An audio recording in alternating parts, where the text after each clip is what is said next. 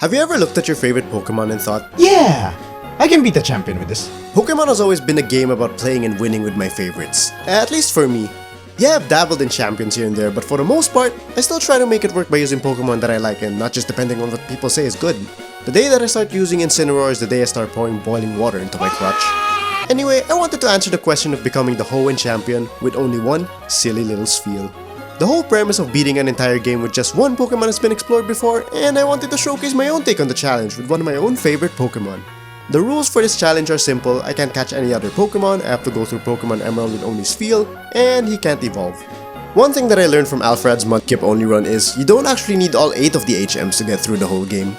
And luckily for me, Spheal can learn said required HMs, making him the perfect beast. And unfortunately, also the perfect HM slave for this run. If you've played Pokemon Emerald before, you know how this story goes.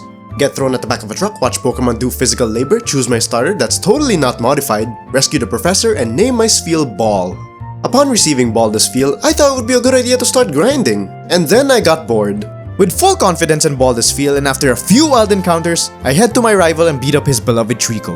Something that makes early games feel so powerful is he starts with 2 stab moves, Powder Snow and Water Gun. With Water Gun usually being the move you look forward to with your water starters and Powder Snow having the same base power as Water Gun, plus a chance to freeze. Needless to say, Ball is an early game powerhouse. With his base stats being worse than the average starter, yeah, he kinda needs it. I beat his Trico easily and you just feel bad because while Ball is weak to Trico, Trico is just as weak against Ball's Powder Snows.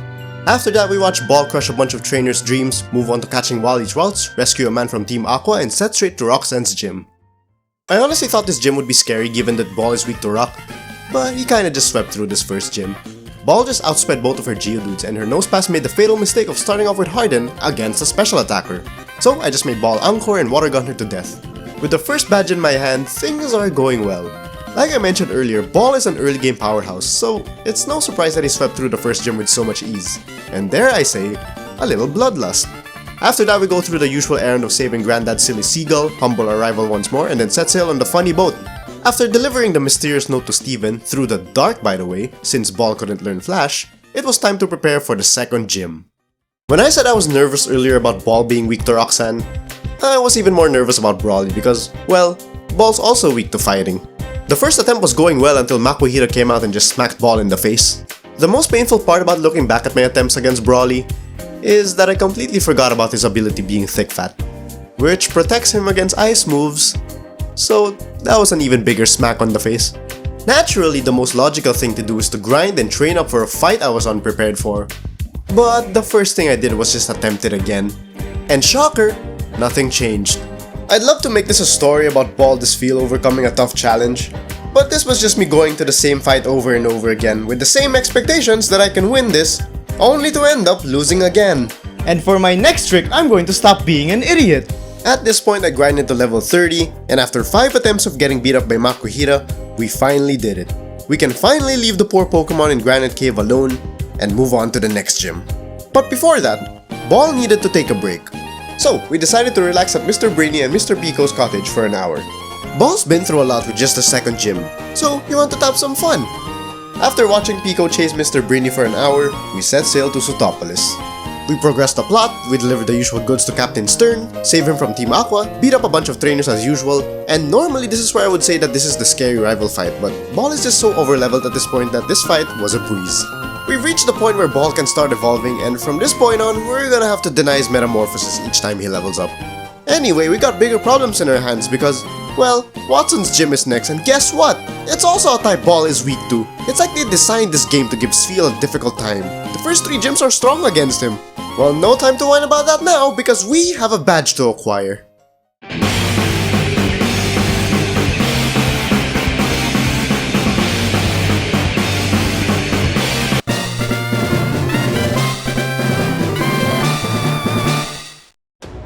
Yeah, so this battle also took 5 attempts and I had to grind to level 40. Very thrilling! What's even more thrilling is I had to teach Rock Smash. You know, the HM you need to progress the game. But it only has 20 base power in battle. The same base power as Bobble! After acquiring the 3rd badge, we progress as usual, go through Fiery Path, Ball learns Blizzard, do a couple of errands like meeting Team Aqua and Team Magma in Meteor Falls, enjoy the ashes with Ball for an hour, put an end to Maxie's evil plan, and now we head to the 4th gym, and thank God that it's a type that Ball is strong against and his ability specifically protects him against fire attacks. We do the usual procedure of beating up the gym trainers, get through the gym puzzle first try, I really don't know how I remember this puzzle to be honest, and we beat Flannery on our first try just by spamming water gun. And after the last 2 gyms, this was the confidence boost Ball needed because oh god, that gym will not be easy. Norman didn't necessarily feel like a roadblock as much as Brawly and Watson did, but his Pokemon definitely got to my head. I know I'm probably giving myself a hard time because so far I haven't been using any items. And I didn't necessarily make it a rule that I'm not allowed to use items. Thank God that I didn't make it a rule, by the way. But I wanted to see how far I could personally go without them, which also led me to my downfall in this gym. You know how I said earlier that easily sweeping Flannery's gym gave Ball the confidence boost he needed? Well, after losing 3 attempts at Norman's gym, Ball found another confidence booster as we grinded to level 49. Sheer Cold. Because look what happened on the first encounter after he learns it. Of course, Sheer Cold is still a 30% chance to hit, so there's no way Ball could do it again.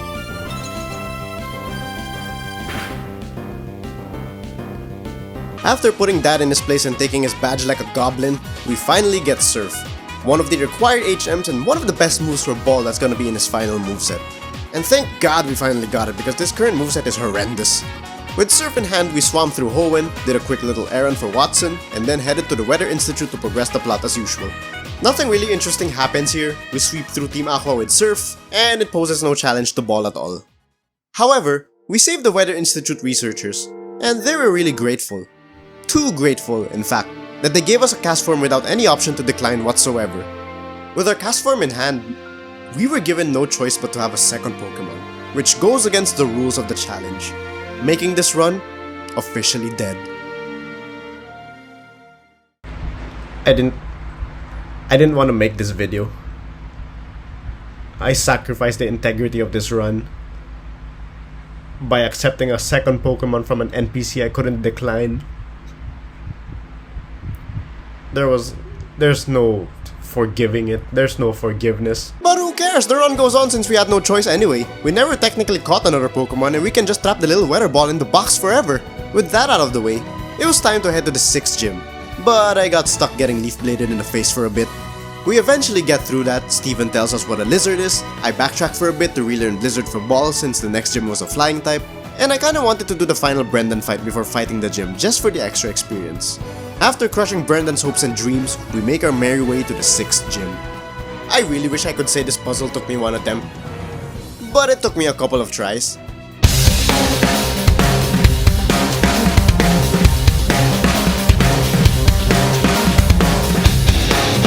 But unlike the gym puzzle, this battle only took 1 attempt as Ball just spammed Surf and Blizzard and oh my god, he landed 2 Sheer Colds. With the 6th gym badge and a concerning amount of Pokemon corpses behind our Spheal's back, we head to the abandoned ship for the very essential TM of Ice Beam, and make our way to the top of this game's version of Lavender Town. As per usual, Ball wipes the floor, eliminates Team Aqua, and at this point in the plot, Team Aqua and Team Magma has already taken the blue and red orb to awaken the legendary Pokemon Groudon and Kyogre. We then head back, do some grocery shopping, forget where to go for a bit, and then head to the Magma hideout, and I honestly forgot we even had to go back to this place to be honest. We sweep through every Team Magma grunt we could find, Maxie awakens Groudon with the blue orb, and up to this day I still don't understand why they use the orbs of the opposite color. Like, I feel like it should be very clear, right, that the blue orb belongs to the blue legendary and the red orb belongs to the... You know what, who cares? After beating Maxie, we make our way to Team Aqua's hideout, beat them up as usual, and then head to the Mossdeep gym. The thing about this gym is, it was designed with double battles in mind. The way you walk in between 2 trainers as you navigate the puzzle. Thankfully, if you do find yourself in between 2 trainers, you just battle them back to back after defeating 1, making it still possible with just 1 Pokemon. However, the same could not be said about Tate and Liza themselves though. If you only have 1 Pokemon, you will never be able to battle them. Normally, the solution here would be to catch another Pokemon, but that would go against the rules and also be an insult to our bulky little Spheal. But... remember that cast form we were forced to accept earlier? Yeah, out of the box he goes and this is how we battle Tate and Liza. I initially had this funny idea to take up an entire turn to attack cast form, just to make sure that Ball still solos the gym battle. But Zato always targets him with Psychic for some reason. Even Zato didn't want cast form there. Well anyway, that made it convenient for Ball to be alone. Only for Zato to set up Sunny Day and for Solrock to use freaking Solar Beam! They had to go the extra mile of weakening Surf with Sunny Day and making sure Solar Beam hits in one turn? That's messed up! I tried to fix the Sunny Day issue by relearning Hail and win the weather battle. But even that didn't fix it because Solrock would just use Sunny Day again! Battling two Pokemon at once and worrying about the weather was just too much, even after all the grinding I did. So, I knew it was time. It was time to inject steroids into our silly little ball. I knew the only way to get through a brutal double battle alone in the sun was to start stat boosting Shin Megami Tensei style. So, I started injecting X specials into Ball and boost his special attack and I still lost. On one hand, looking back at this fight, I probably should have gotten the TM for Rain Dance instead of Hail, but I was in a vulnerable spot. I was on my 6th attempt!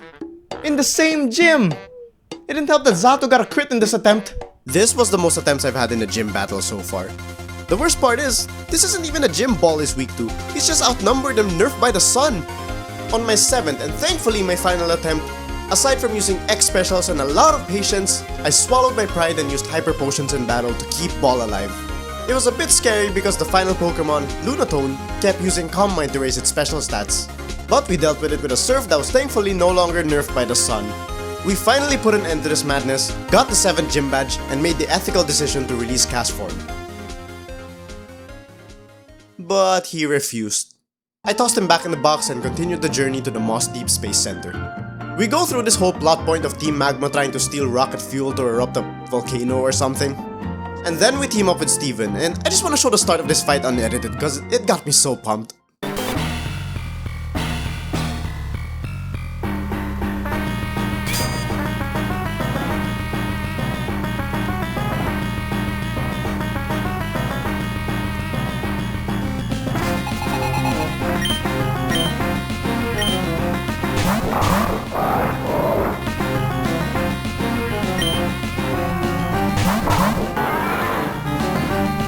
Yeah, there was just something really cool about seeing the former Hoenn champion pull up with his Metang and fight alongside him.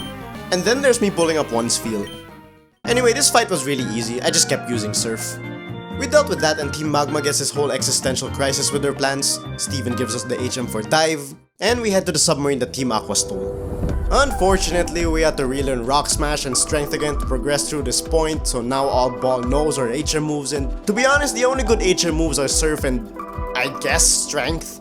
We got through Team Aqua's hideout, beat up Archie, who was no big deal. Kyogre woke up and once again, I still don't understand why they got the opposite color orb. What did they think was gonna happen? We head to Sotopolis, the Legendaries are awake, I watched the cutscene that blew my mind as a kid and honestly, it's still so cool watching this now. I love Pokemon Emerald, man. Wallace tells us about some green snake, Ball wanted to admire the two Legendaries because a legend recognizes legends, you know.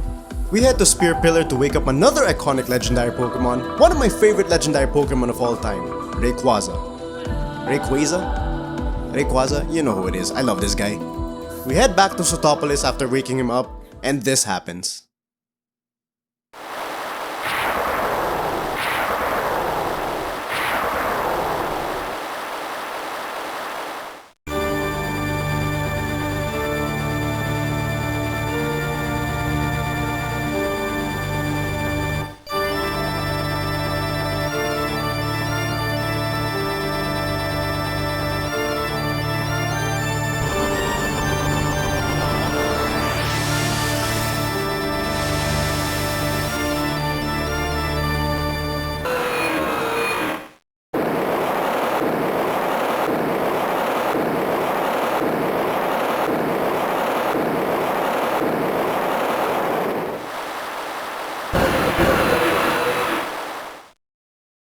You know, I always think about where Groudon went in that scene because, yeah, obviously Kyogre went in the water, but Groudon was at a full disadvantage here. He was literally surrounded by his rival's terrain, he was in front of the water gym too. How is this fair? But regardless, that cutscene is still so cool, so we put an end to that conflict and now we have access to the 8th and final gym. I do this puzzle on my first try and we lose our first attempt. Because of course we did. Did you forget who Ball's trainer is? But I'm not gonna bore you with the details. Long story short, it only took 3 attempts, my Blizzard was a crit, and I got the final gym badge. We are nearing the end of Baldur's Field's journey. Our boy has been through a lot, but it's only gonna get harder from here.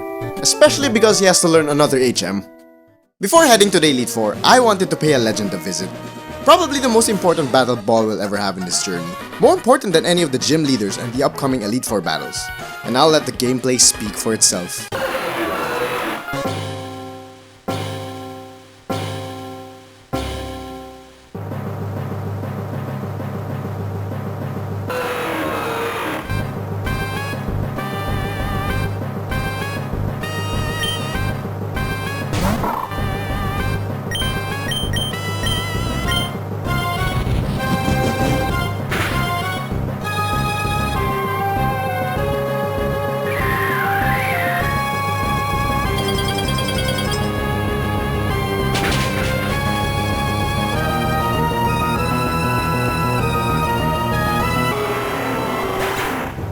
This battle took less than a minute. After winning the easiest fight of Ball's life, we stuff our Spheal with the needed HMs and head to Victory Road. Look, I just looked up a guide for this because Ball can't learn Flash and I'm not gonna figure all of this out in the dark. Upon entering Victory Road, Wally interrupts us for one final fight, and it was really easy. I just spammed Surf and Strength. We made our way through Victory Road, and we had the dilemma of facing the Elite Four with only HM moves. 3 of these moves weren't actually bad, but having one less good move is gonna hold us back too much, on top of having no variety between these moves. Going into the last stretch of the game with a moveset full of HMs just wasn't gonna work. So I experimented with having Surf, Blizzard, Toxic, and Protect. But Blizzard was just too unreliable because of its low accuracy and low PP. I wouldn't have enough Blizzards to make it through the Elite Four, even with all of the recovery items that I had. Protect wasn't necessary either because I had no reason to stall out these fights. So I had to get a better moveset. Changing my moveset was really tedious.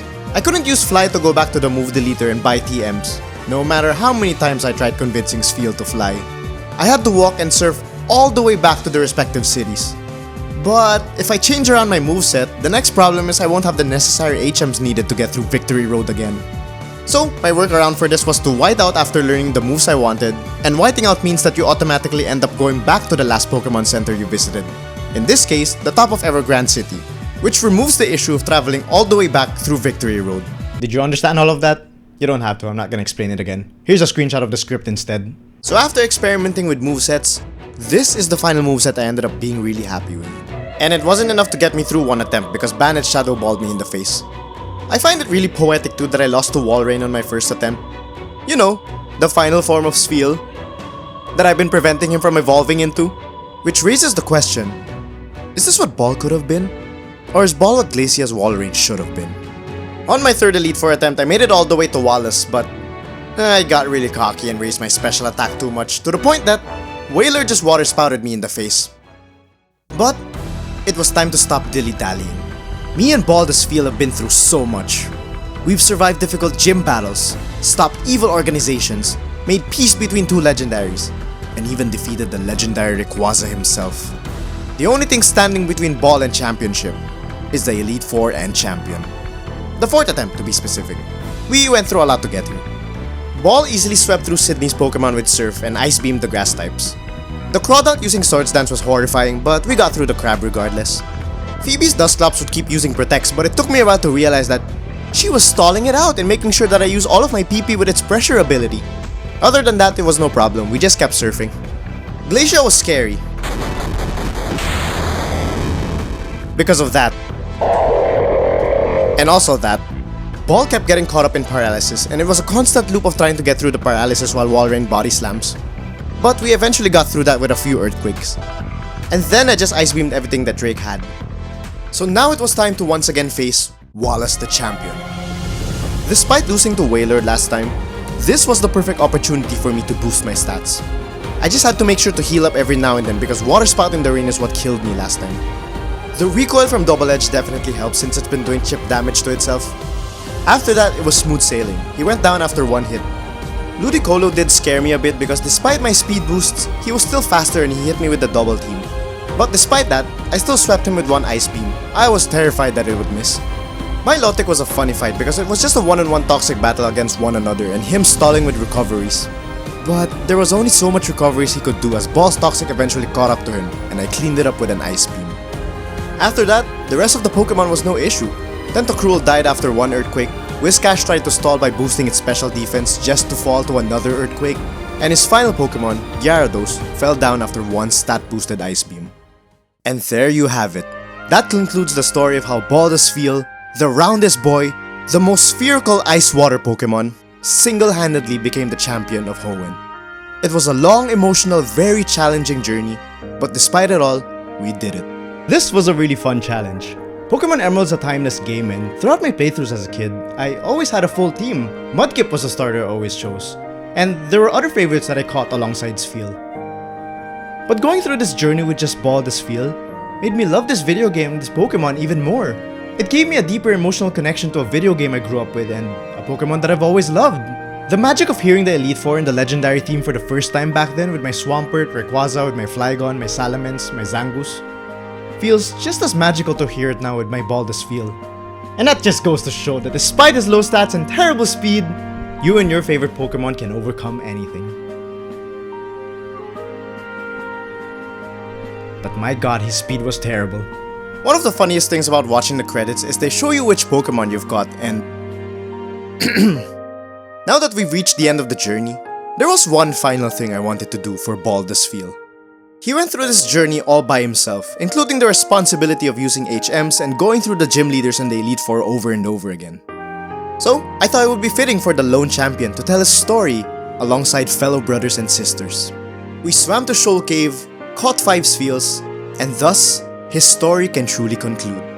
Baldur's Spheal alongside friends. Sphere, Nugget, Friend, Bee, and Round. This is the story of how Baldur's Spheal became a champion. Oh, and I also did Castform a favor and finally released him.